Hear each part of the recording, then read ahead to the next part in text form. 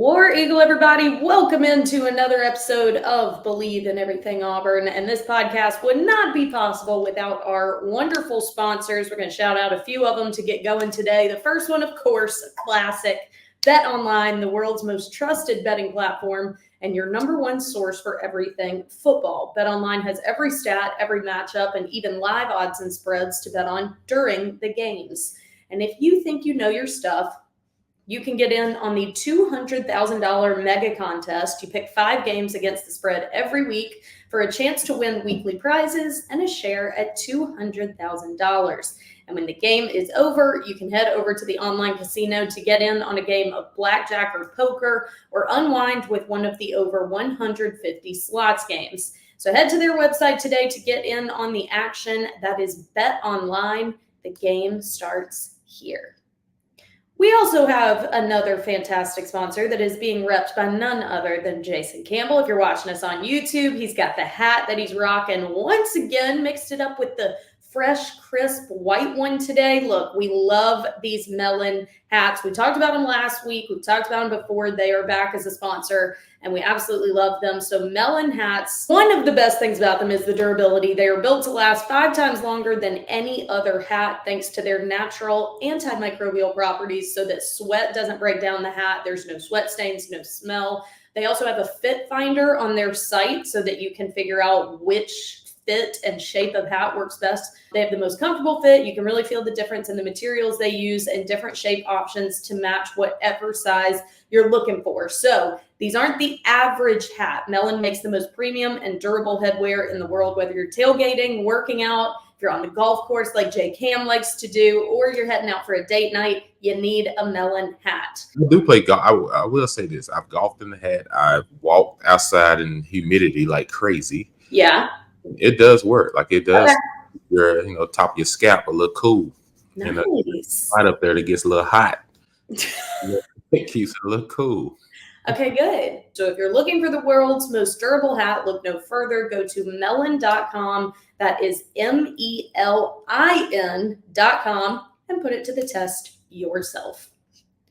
We also have a brand new sponsor that we're welcoming in today, and that is called Cherubundi. These are natural products and ingredients, no added sugar. We are on our health journeys. This time of year is always really tough to do it, with the holidays and football and all of that, but we are staying on it around here. Tart cherries are the highest antioxidant fruit or vegetable in the world. They're natural anti-inflammatory with so many good benefits: reduce soreness, increase recovery. They contain naturally occurring melatonin to help you improve sleep. They support immunity. They've been used by nearly 500 collegiate and professional sports teams. Every NFL team is utilizing this. Every team, even playing over in Europe, Brazil this season, has had Cherubundi with them. The Cherubundi products are available on Amazon, Cherubundi.com, and at retailers nationwide, including Publix and Kroger. They're like little packets of goo that you can just toss back pretty easily after your workout. They're fantastic. Tart cherry flavor. That is Cherubundi, Cheribundi.com. Okay, I think we've handled all of our business. That was a mouthful. I appreciate everyone listening and following along, but seriously, without our sponsors, we would not be here, so appreciate all of them. And I so appreciate my co-host, Jason Campbell. Without him, I wouldn't be here either. So welcome in, everybody, and War Eagle. We've got plenty to talk about on the heels of Week 5 college football.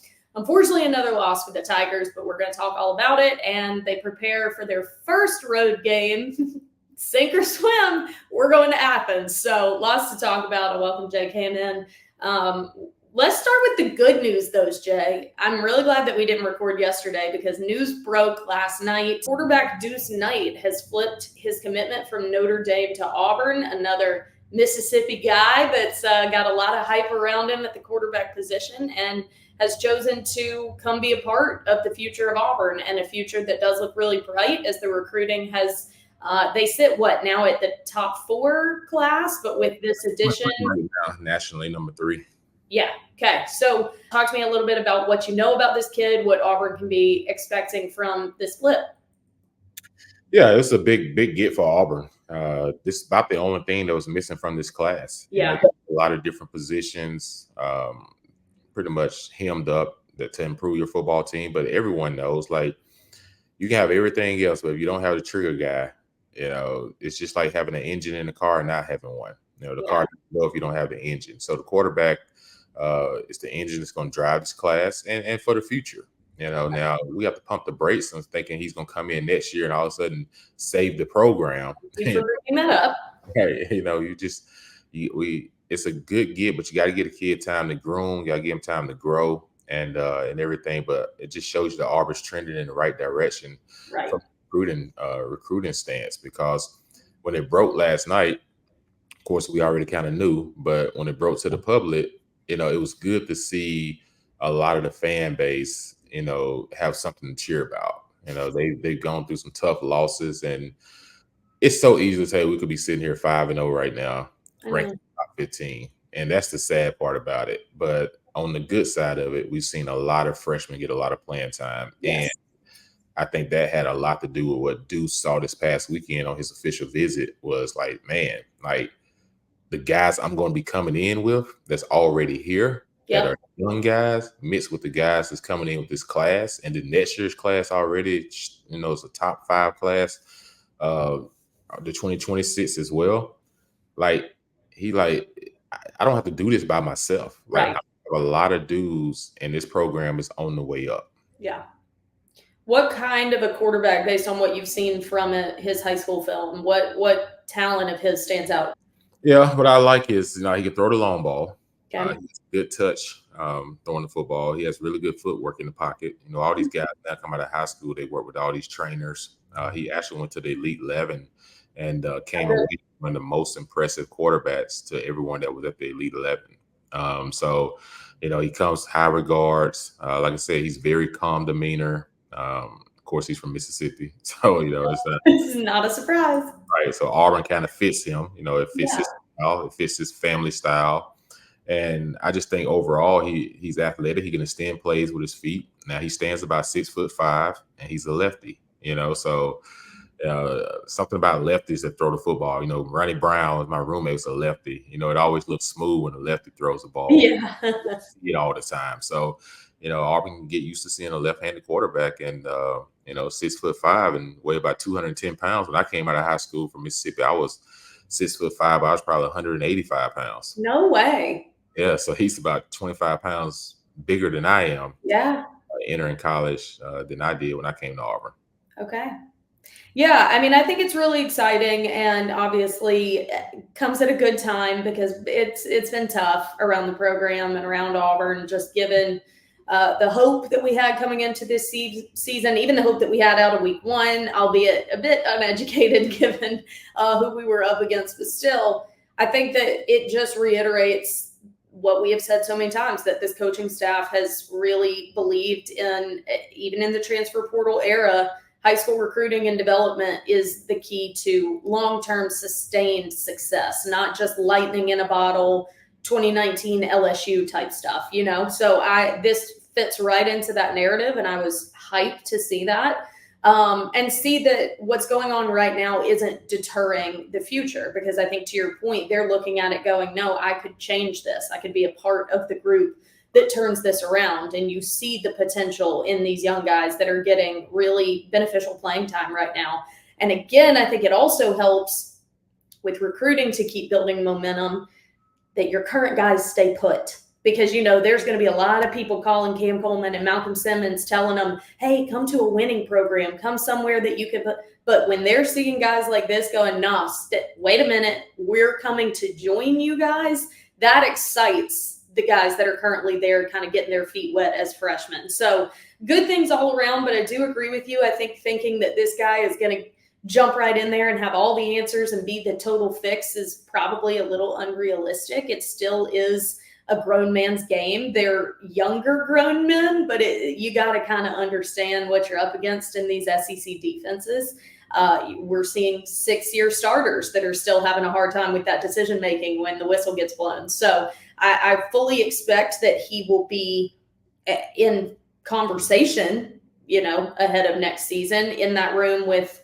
You expect Hank Brown is going to stick around. Walker White still in the conversation. I don't know what the future holds for Holden Gerner and if he's going to decide to pursue something else, but I will be shocked if this coaching staff still does not look for a transfer portal quarterback, even with Deuce Knight coming. And that's what you want, right? You want real competition. You want real guys that are pushing each other.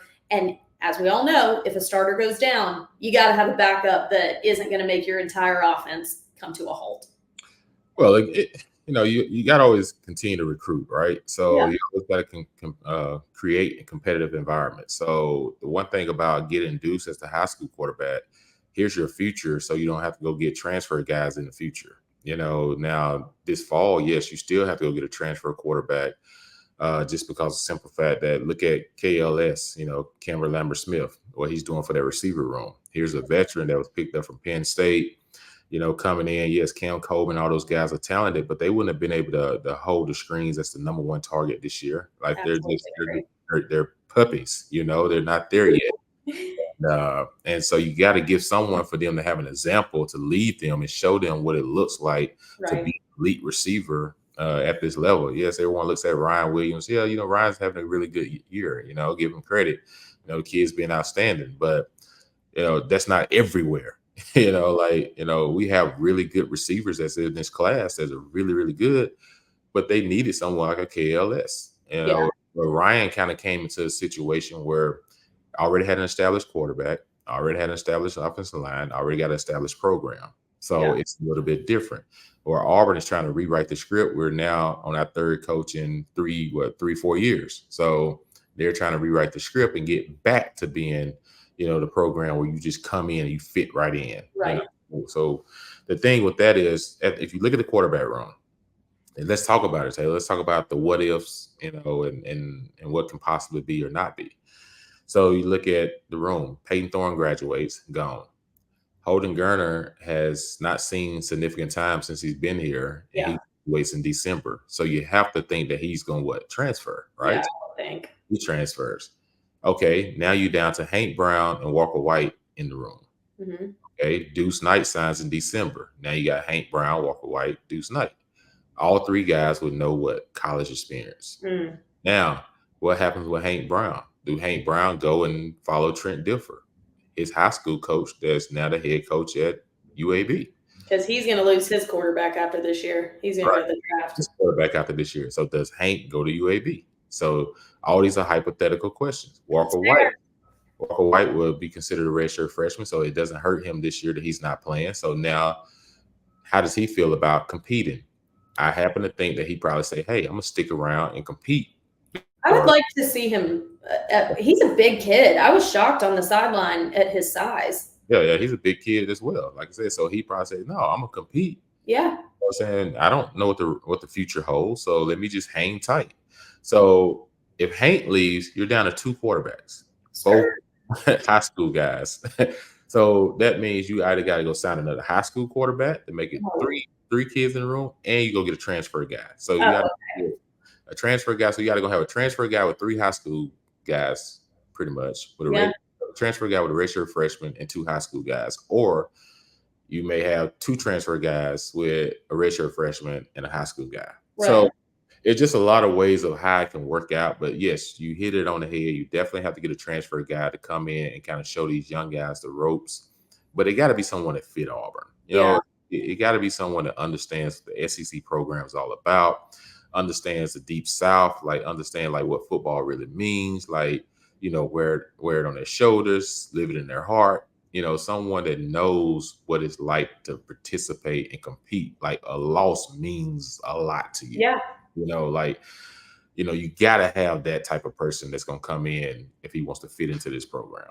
100% agree. Yeah, I'm excited. I think it'll look a lot different, and it'll definitely be a storyline that we start following probably as soon as season wraps up. I don't think the coaching staff will drag feet on that one. We've seen the implications of not having a guy that you just are really solid about. So what is also insane is what happened at Auburn this past weekend. And unfortunately, we got to talk about it. The Tigers drop another one. Third of the first 5 of season. Third home loss as well. And 3 power conference opponents, all losses. So things not feeling great around Auburn football right now, other than the reality that last week we were sitting here saying, why does all of this feel so familiar? Why are we still talking about lack of offensive rhythm? Why are we still talking about inadequate play at the quarterback position? Why are we still talking about turnovers? Progress was seen this week, and we don't like moral victories. We are not here for moral victories, but I do just want to say there was encouragement to be taken from that game. This Auburn team looked a lot better. This Auburn team outplayed Oklahoma. We had, where are my numbers? 26 first downs compared to Oklahoma's 11. And we had 482 total yards of offense compared to their 291. The narrative around the turnovers was much better. However, a very costly pick six, a very poor decision. Great defensive play, I will show. He was showing pressure up on the line, drop back. Peyton has said he would make that decision again. It was a great defensive play. Why we weren't running the ball at that point will continue to be a conversation, but turnover-wise, it was a better narrative, a very costly pick six with 4 minutes left in the game, and missed field goals that have not been a narrative for us. Towns-Magoo did not have it that day, and it amounted in a very disheartening come-from-behind win for Oklahoma and a third loss for Auburn, 27-21. So let's talk about it. As much as it sucks, what good came from it, what still stands out as needing to be fixed, because the largest test of season looms this week. But what did you see this past weekend? Yeah, sorry, but I had to take my hat off and put it back on. I just realized my waves wasn't flowing like I wanted to flow this morning. So I was just like, let me just put the hat back on. You good. Yeah, I say this, though. I did see a lot of progress. I did see a lot of progress on both sides of the football. Defense getting off the field on 3rd and longs, not getting those penalties that hurt you, that feels like a turnover for a defense. Offensively, you protect the football for most of the game, majority of the football game, and we controlled the game for the most part. They had that first run where the kid broke through and ran for a touchdown, but then after that we started to put a spy on him. And then once we put a spy on him, we did a really good job with Austin Keys, DeMarcus Riddick, and Eugene Asante trading places on spying on him and making sure they was tackling him behind the line of scrimmage, making sure they was forcing errant throws. So I thought, we made the right adjustments that we needed to make. Now, the problem is it just shows you to this team, especially the veteran guys, the young guys, they're hurting, they're tears in the eyes. They're not used to this, and while you out recruiting, trying to make sure guys come in that knows how to win. Is a lot of this is showing up is that this team, has been through so much adversity. This group of seniors and some of the juniors, to the point where they've seen so many tough losses, 4th and 31, and you lose against Georgia. You're beating them pretty much the whole game last year, and all of a sudden things go wrong in the last 4 minutes of the ball game, and it's just one thing after another. That they've lost so many games that it should have been victories, to the point they're almost playing like, okay, we're winning now, but when is something going to happen? Yeah. You said that last week. Yeah, instead of playing like, let's finish. Yeah. This team has got to learn how to finish, and they got to play with the mindset of we're going to win. We're going to finish this game off, and don't start playing not to win. Play to keep winning, And I feel like in that ball game, it got late in the game. Jarquez just had it's like 10 minutes through the ball game. Jarquez had a 22-yard rush. And then the next play, you saw Coach call the plays, him and Coach Nitz and everything. So when they call the play calls, they're tagging it with passes, runs with passes. And I know everyone saw Coach Freeze go berserk, on the sidelines. And the reason why is he wanted that ball to be handed off twice. Yeah. But Peyton was going. It was working.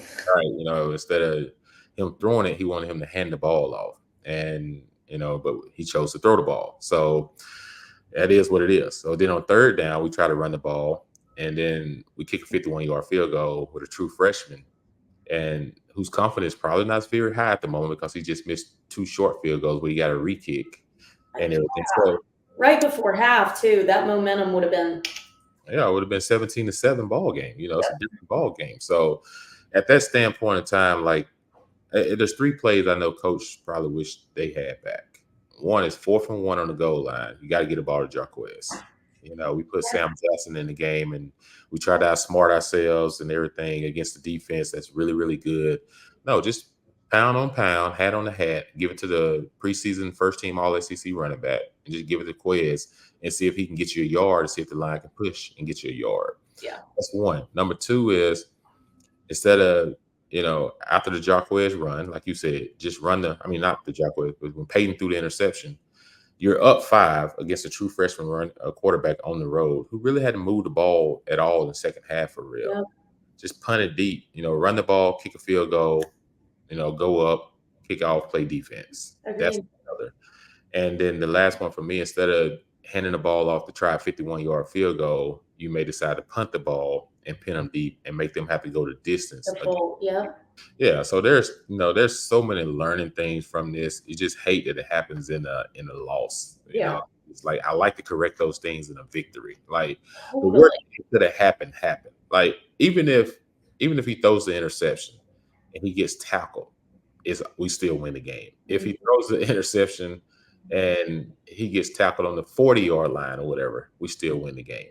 The worst thing happened. We was in an empty formation, and they in the all-out blitz, and all our receivers are spread it out. And when he threw the inside slant, the inside linebacker that was mugged over the guard dropped out, and the middle linebacker came, and the outside edge came. So the ball got to come out. He never saw the guy. I threw it to the inside slant, but guess what? All your receivers downfield. Yep. This guy intercepts. Stopping this guy. Exactly. It's just like, dang, Auburn, like, what is it? Like, what? Like, these plays used to happen for us. I know. And now they're going against us. So I'm just like, okay, Jay, pain before pleasure. Pain before pleasure. Like, y'all are going through the pains, but the pleasure is coming. So feels like it's been a lot of pain for a long time. Like the worst thing could happen to happen. What's the worst thing that happened? Get a pick 6 and run it back. With 4 minutes to go. Yeah, with 4 minutes to go. It's been our game the entire time. So I just feel bad for the kids. I feel bad for the coaches. Me too. I know as a whole what all of them are putting into it to help turn this thing around, and the pressure you feel about winning this game, and you win this ball game, like it's just kind of changed the narrative. Yeah. And it just sucks, Taylor, when you lose games. You lost 3 games now because of turnovers. Not because you got outplayed, because of turnovers. It's a tough situation though, but I was really encouraged by so many of the young guys. I mean, DeMarcus Riddick had a great game, 6 tackles, including a tackle for loss and a sack. Malcolm Simmons, I mean, Coach Freese said a few weeks ago, like, we got to get him the ball more, and he's showing why. I mean, this guy's a threat. All eyes are always going to be on Cam Coleman, but I think Malcolm Simmons has a really unique skill set, and he should be utilized in creative ways. I actually saw out of the 49 players that played in last week's game, 24 of them were either freshmen or sophomores. So, like, you really are a very young team getting a lot of experience.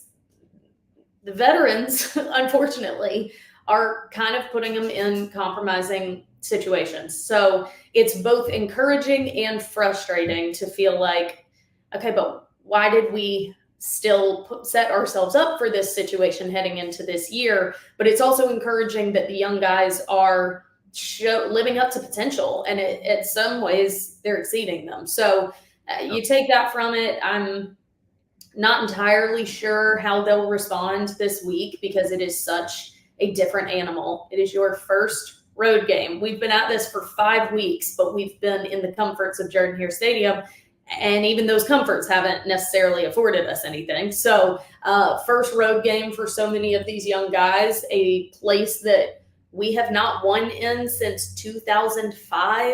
This is not a place that Auburn has had success. Haven't beaten Georgia since 2017, but been even longer in Athens.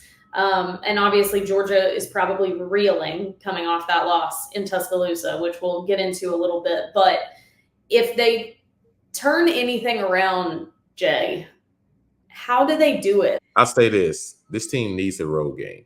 A lot of folks think when you have 5 home games in a row that it benefits you as a team. It doesn't. And I'm going to tell you, it doesn't benefit you because you got transfers coming in, you got high school guys that just came in, and then you got the guys that's already been on the team. and then you're playing at home, right? You're in the comfort of your home, like you say. So there sometimes it can be distractions. Why? You have so many family members want to come to games. Figure out how to please everybody when they're in town. You got a lot of things, right, that should feel like comfort can sometimes be a distraction. Sure. That's a good point. And pressure, especially when you're not playing as well as you want to play, you feel the uneasiness of the crowd. A couple of go against you, you start to feel the uneasiness, which mounts more pressure. But when you go on the road, it's this certain feeling about going on the road as a team where you come together, because when you enter into a stadium, it's you had a mentality of it's us against everybody. So then it makes you want to like just lock arms and say, hey, we all we got, because no one else in here is for us. Yes, Auburn travels well, so we'll have our but as a whole, we're outnumbered, right? So it's that mentality of I got to depend on you, you got to depend on me if we're going to get this done. So it makes you think differently when you're on the road. You release a lot of pressure. You play more freely sometimes. Because if you have a bad play, you don't feel especially as a quarterback. Like you just go to the sideline, you look it over, you go back in the game. So I like us going on the road. I think this game coming up this Saturday, Georgia put us for homecoming. To me, as a player, they got to mean something. Like, this is the Deep South oldest rivalry, and you put us for homecoming. Like, that's ultimate disrespect. And then, they just extended a lot of energy to come back, right? So when you come back like that and you don't win, it takes a lot out of you. I've been in that situation. It takes a lot out of you. Had they won, it's almost like it just spins everything forward. But who does Georgia play after us? Texas. So this could be a game where I know they're not going to be caught looking ahead, or Kirby's going to make sure that it will be a trap game for them.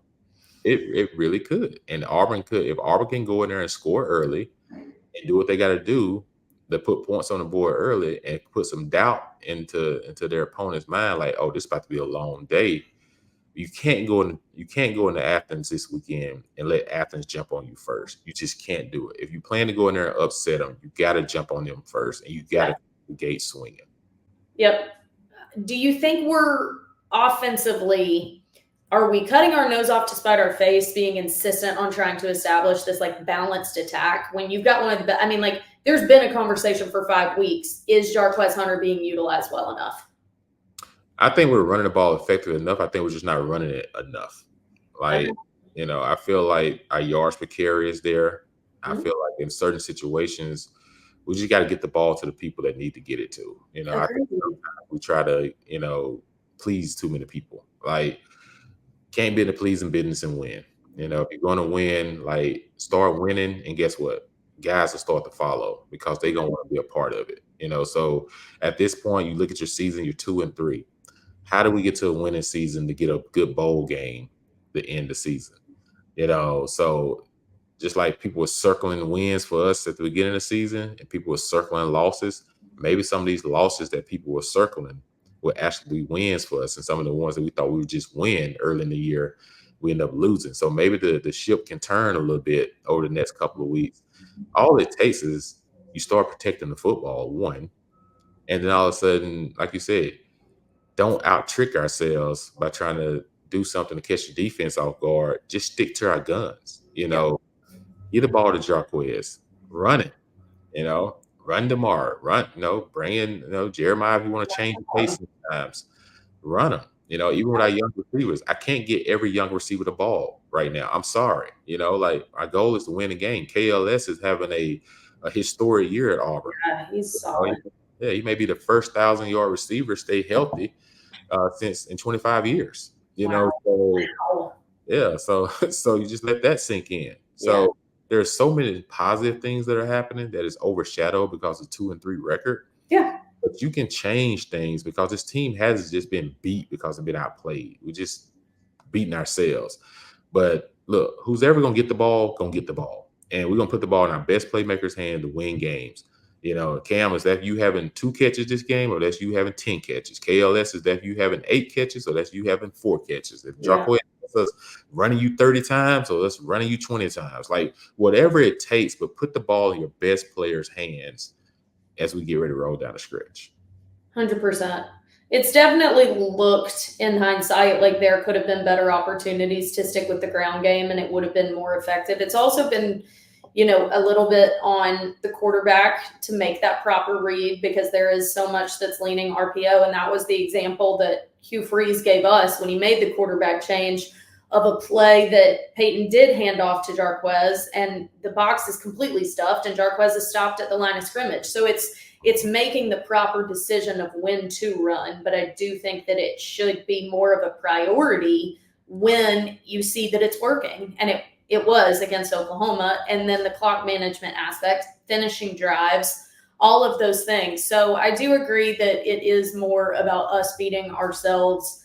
The Georgia game is very worrisome, in my opinion. I mean, I totally get it. And I think that last year we showed that we had the potential to go toe-to-toe with them. And Kentucky showed that Georgia has some weaknesses. Of course, Kentucky is like the biggest confusing. They just pulled the upset over Ole Miss.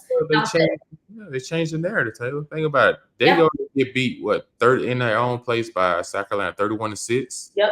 And then the next week, they take Georgia 12-13. Yep. But then they go to Ole Miss, who's considered to make the playoffs, and they show up and they win. So that's what I'm saying. You can change your season real quick. But you just said something real key. Knowing when to run the football. Like you can run the football, but knowing when to run the football. Situational. Like late in that ball game, we're up 11. So as a quarterback, you have to know, like, okay, it may be 8 in the box, but now time is a factor for the other team, not for us.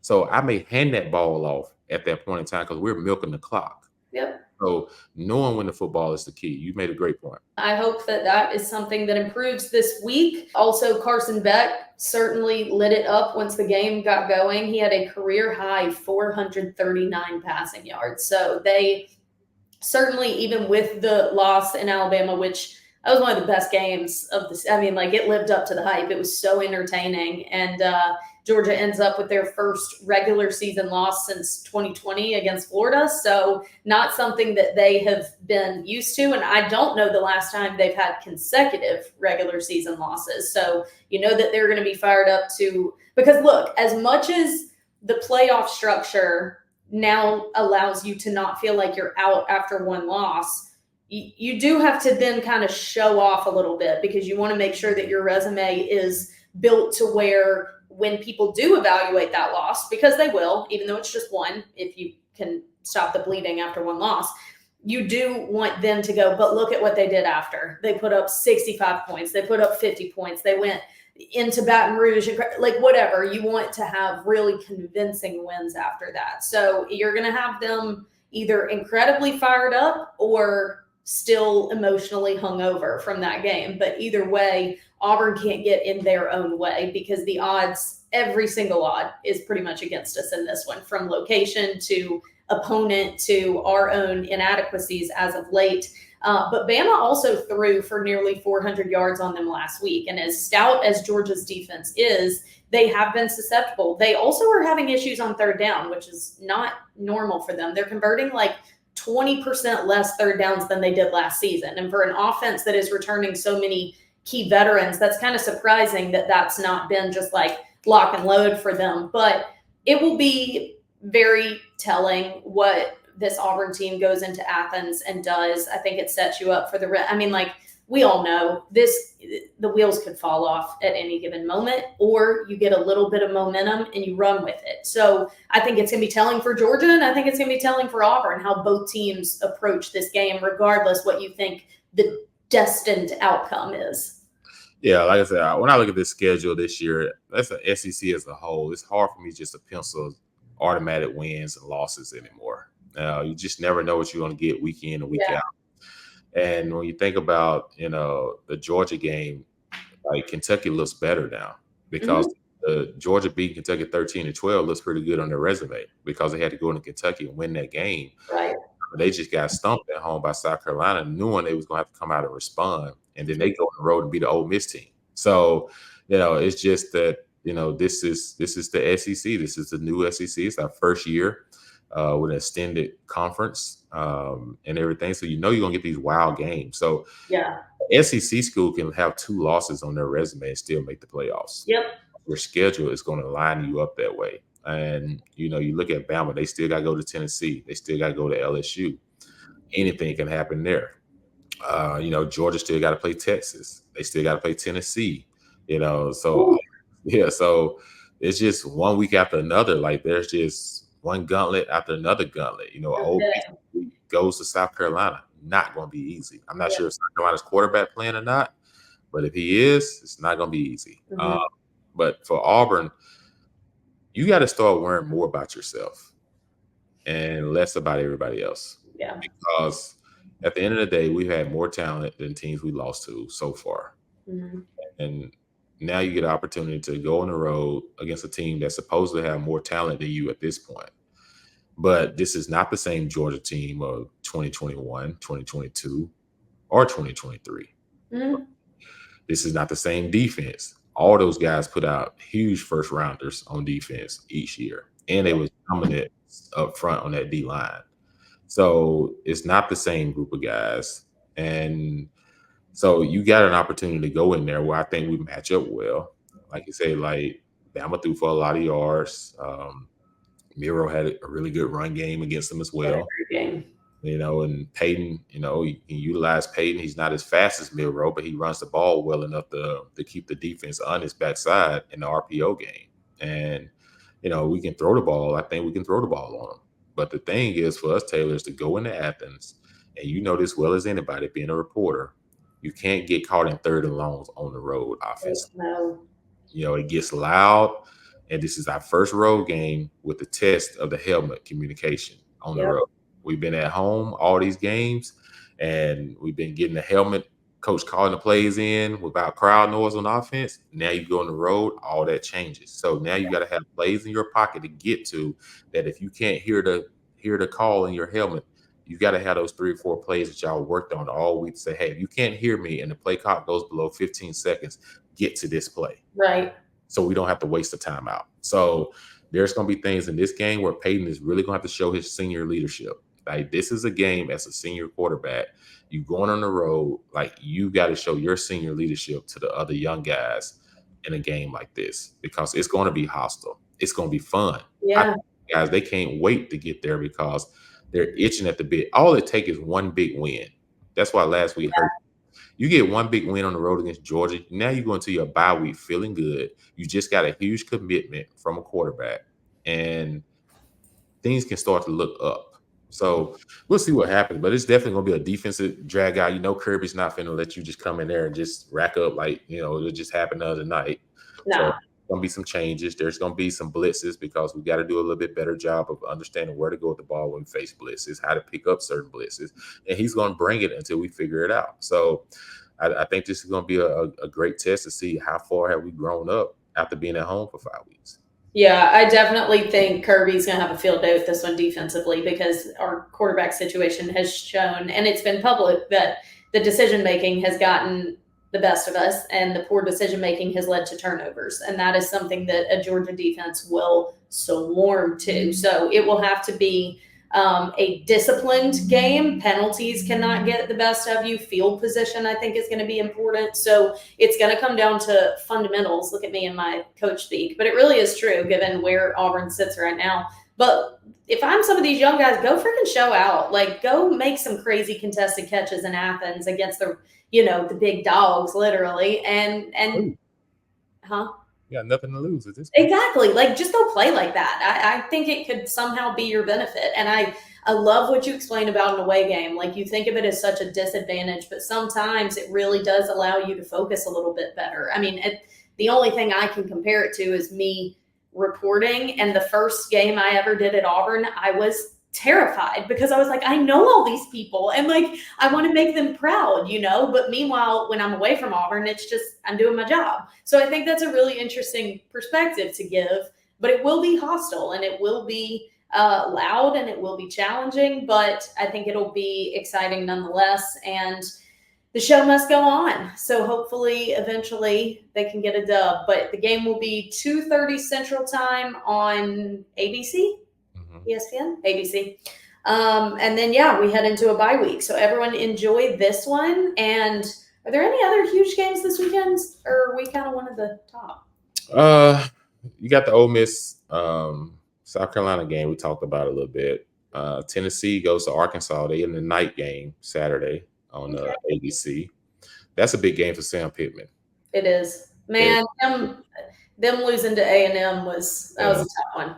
Right, because you got the big win against Auburn on the road, but then you lose to A&M in a neutral site, and A&M is ranked higher than they are, but the way they lost, a minute 30 seconds, and then you have kind of hurt Auburn turnover, So, and now you come home against the Tennessee game. If you look at their schedule, they have a hard schedule, and this is not going to be an easy task for them at all, with this game. So that's a big game, and I know there's one more in there that I'm missing, and everything. But overall, though, the SEC is going to start to shape itself after next week. Yeah, I mean, Ole Miss's schedule was such crap the first 4 weeks of season. Your first real contest being week 5 against Kentucky, I actually think bit them a little bit because they had not been tested at all. You are bound to get complacent and comfortable when you've got over a month of that being your real taste of competition.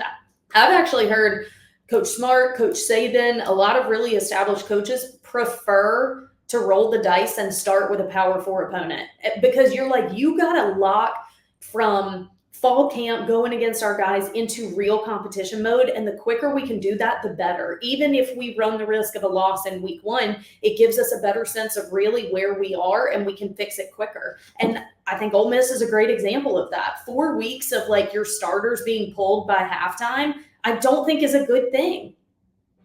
Yeah, that's what we talked about. That's why I told you I didn't like the A&M game for us first because it tells us nothing. We don't it's false hope. Right? If you want to play someone that maybe not super Power 5, but you want to play someone where it's very competitive. Exactly. Where it's going to take you into the fourth quarter to maybe before you pull away, or just because we went into the Cal game feeling too good about ourselves. Too good. Yeah, and it bit us. So, and I called that game last week. You can ask anybody I know. I said, look, Kentucky's going to be the upset of the week.